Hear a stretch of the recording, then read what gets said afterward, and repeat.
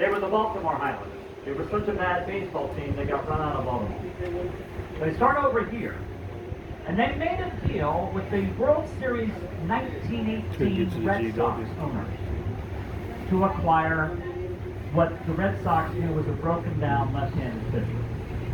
That lefty pitched 23 2/3 scoreless innings to win the Red Sox the 1918 World Series.